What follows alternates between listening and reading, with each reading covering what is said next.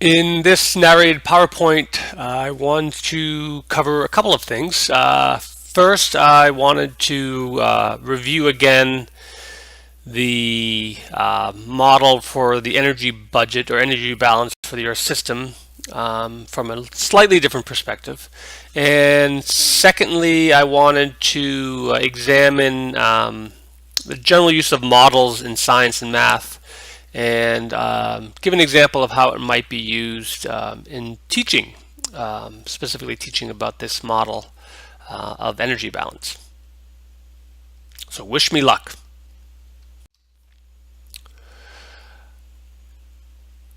In this approach to looking at this model, I wanted to break out the different values in a slightly different way.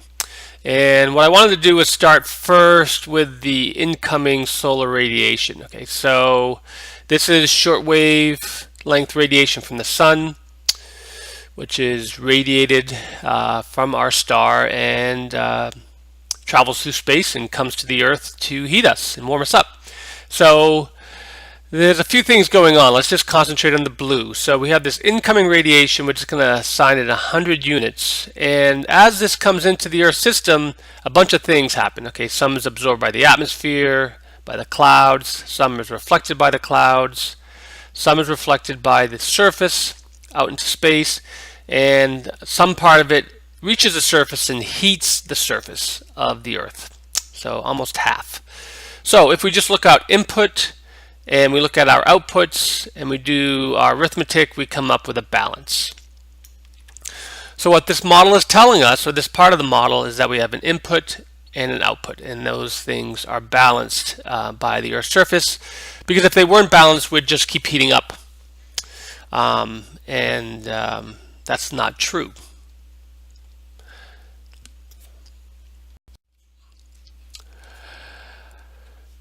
So I kind of covered this already, but I'm just going to read through this again. So some of the short wavelength radiation heats stuff up. It heats up the atmosphere and the surface, and we have to balance that energy. And the way we balance it is we move it around, we transfer it. And one of the ways, the two ways we transfer it mainly are through convection, which is the movement of energy via fluid, and radiation, which is the movement of energy through waves. And there's not much conduction.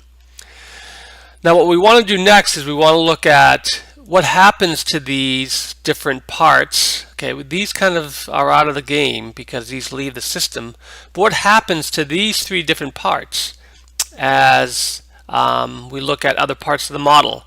And this will allow us to examine what happens in the other parts of the model, like at the surface and within the atmosphere. Okay, I'm just going to read through this. So, the combination of 47 units of shortwave radiation and 98 units of long-wave radiation is absorbed by the surface, by the Earth's surface, and is re-emitted as 116 units. Okay, so that's greater than the input. Okay, so and the reason why it's greater is because the Earth is heating up by a couple different processes, the short wave and the long wave, and that allows it to re-emit more energy. Okay, so if you think about, and some of it goes right into space, so some of it escapes right to space. If you think about a fire, okay, so if we put a rock inside a fire at a campfire and then we pull it out, that rock re-emits energy that had accumulated. So the Earth is doing the same thing. It's getting energy from the sun, energy from its own atmosphere, and re-emitting that back into the atmosphere. So it's a cycle. And it's within these processes, okay, which is fueled ultimately by this one, that we have our weather phenomena. So if we look just at the atmosphere, this area of the model, we get the following balance. We have input of 19, 104, 4, 5, and 24. Okay, so that's all being input into the atmosphere. Now the outputs are here. 9's escaping, 49's emitted by the atmosphere, and 98's going back into the Earth's surface. Okay, so there is your balance.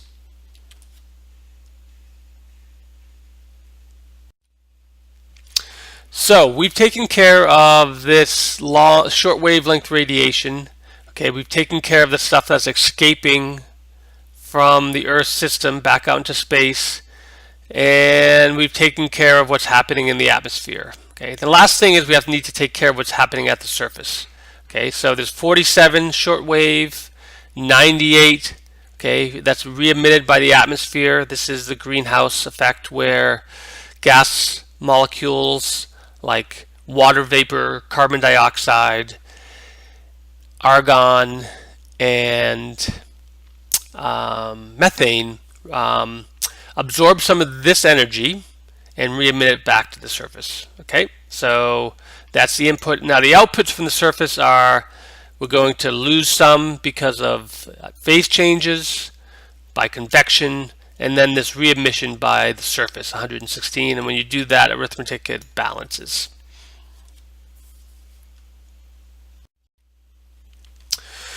So for our purposes, we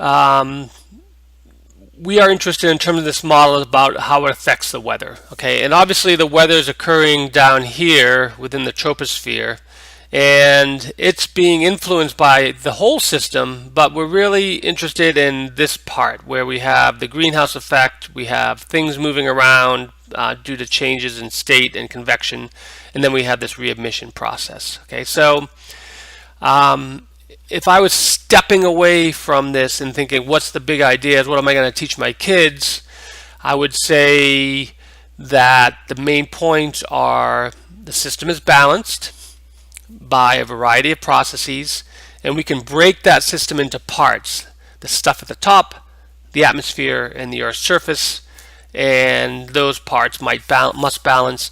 And based on our work in the first week when we talked about Earth systems, when you cut that balance, when you break that balance, then the rest of the system has to respond in some way.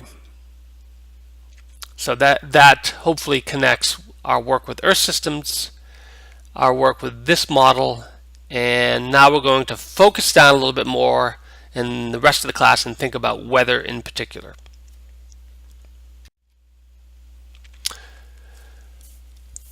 So the last part of this slideshow, I'd like to talk a little bit about models. Okay, so this is an energy balance model or budget model, and it's more than just a picture. Okay, so models are a very important part of both doing math and doing science.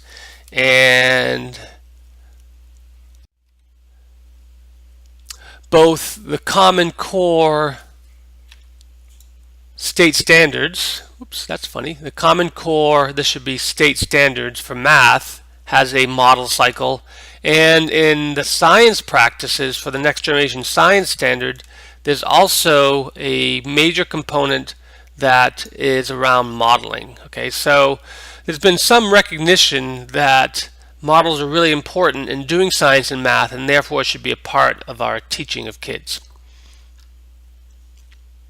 And I got some funky patterns here. We'll see if those disappear. Okay, a little bit more about models. So George Box, who was a statistician, I wonder if you can see that. Can you see the squares? Said that essentially all models are wrong and some are useful. So a model is a representation of a natural phenomena, and it's used to understand that natural phenomena. But you can never actually get totally accurate models. Okay, they're just representations, and so in some ways they're all essentially wrong. We can get really close but never right on, and therefore they're wrong but they're useful. Okay, so down here in the list, let's see if I can do this, that I've made shows that models have these characteristics. They're testable, meaning you can look at them and see if they are valid. If they're not valid, we can revise them, and they also provide explanations of natural processes. Okay, so let's take a look at an example of this model. And one of the cool things about models is that you can take out just one part of it and develop a test to see if that part is accurate. And you can do this with your kids. Okay, so you might imagine that you have kids develop a picture, a model of a process, and then say, well, is that model right? How would you test that model? So I'm going to give you an example about that. So we're going to just look at the reflected short wavelength radiation that escapes to space. And we're going to just pull apart this part of the model. Okay, so we're going to think. Let's see. The Earth's surface, when short wavelength radiation comes in, it comes into the Earth's surface, while land, that absorbs short wavelength radiation. Trees, plants, yeah, that absorbs it too. Water, yeah, there's some reflection, but some absorption. Let's see, what else do we have at the Earth's surface? Ice! Ice, okay, so ice reflects short wavelength radiation. There is my hypothesis, okay? So, or here is the problem. What type of response do different types of surfaces have when they're heated? So you might imagine that in your teaching, you could set up an experiment where kids look at what are some of the responses of different surfaces when you heat them. Okay? And so you could examine this part of the model. So that would set up a series of activities related to heating up different materials and seeing how their temperature responds. And that's probably a pretty standard procedure for some K-8, I can imagine, activities, maybe even into high school. Okay, so we're testing part of that model, we're examining, we're pulling it apart. So now let's do our perturbation of the system. So this map here from Weather Underground shows the extent of Arctic ice, okay, from 1970 up into 2007. This is the data, and it's pretty clear that the extent of that ice has decreased. So the other shaded areas show results of models. Okay, so 2030, 50, 100, the models show that ice extent is going to continue to decrease. Okay. So the perturbation then is that we're losing ice. And then the question becomes, what's going to happen to this part of the model? Okay, so you've already done some activities with your kids. They understand that ice and snow reflects, or light surfaces like ice and snow reflect a lot of surface.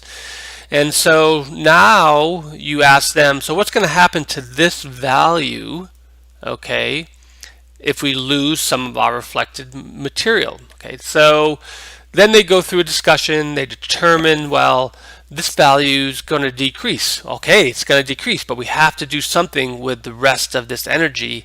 What's going to happen to that? And so you go through a next activity with them evaluating what's going to happen to the rest of this model, and then they can run some more types of, or you can help them design other experiments to see if that part of the model is true. So one of the things I'd like to do in the next couple of days, I know it's kind of short, I should have got this out earlier, was to think about the following questions. Okay, so first of all, from a teacher as learner point of view. So how would a decrease in the reflection along the surface here, okay, how would this decrease due to the loss of sea ice affect other values in the model? So answer that question in the discussion space. And then, following the example I just gave with respect to looking at this process and having students examine different surfaces, how could you test this phenomena with your students? How could you test how these change with some experiments or some demonstrations? And the last question is, how might loss of sea ice impact the weather? Okay, so going back to number 2 to give you a little push in the right direction. So if there's more reflection here, okay, or less, then this value has to increase. So what's going to happen to the rest of these values if this value increases? So what you do is you say, well, let's see, what's going to happen is that we're going to emit more energy by the surface into the atmosphere. And then you have to make a hypothesis of what's going to happen into the atmosphere here and come up with a way to test that hypothesis. So that's essentially how we take this model, we change it, we make a hypothesis about how the rest of the model is going to change, and then we try to see if that, or find some ways to test that hypothesis. Okay, that might be a big task, but give it a try, and I look forward to seeing your responses on the discussion forum. Thanks.